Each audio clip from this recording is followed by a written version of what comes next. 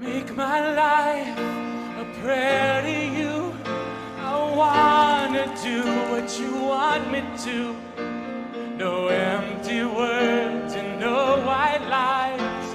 No token prayers, no compromise.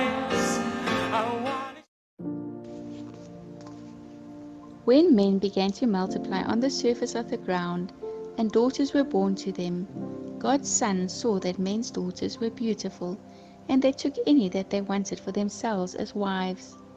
Yahweh said, My spirit will not strive with man forever, because he also is flesh, so his days will be 120 years. The Nephilim were in the earth in those days, and also after that, when God's sons came into men's daughters and had children with them. Those were the mighty men who were of old, men of renown. Yahweh saw that the wickedness of man was great in the earth, and that every imagination of the thoughts of man's heart was continually only evil. Yahweh was sorry that he had made man on the earth, and it grieved him in his heart.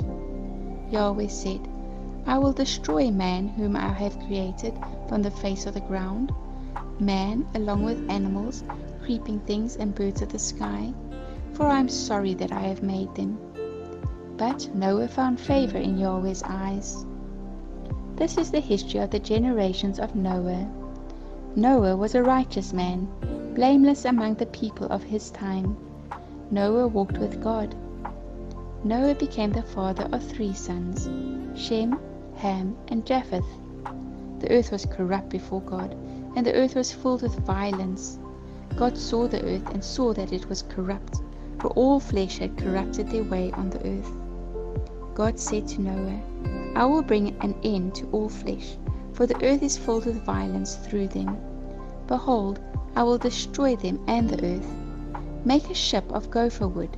You shall make rooms in the ship, and shall seal it inside and outside with pitch. This is how you shall make it. The length of the ship shall be 300 cubits, its width 50 cubits, and its height 30 cubits. You shall make a roof in the ship, and you shall finish it to a cubit upwards. You shall set the door of the ship in its side. You shall make it with lower, second, and third levels.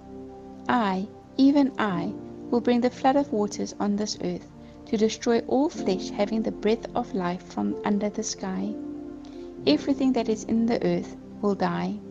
But I will establish my covenant with you. You shall come into the ship, you, your sons, your wife, and your sons' wives with you. Of every living thing of all flesh, you shall bring 2 of every sort into the ship, to keep them alive with you. They shall be male and female. Of the birds after their kind, of the livestock after their kind, of every creeping thing off the ground after its kind. 2 of every sort will come to you, to keep them alive. Take with you some of all food that is eaten, and gather it to yourself, and it will be for food for you and for them. Thus Noah did. He did all that God commanded him.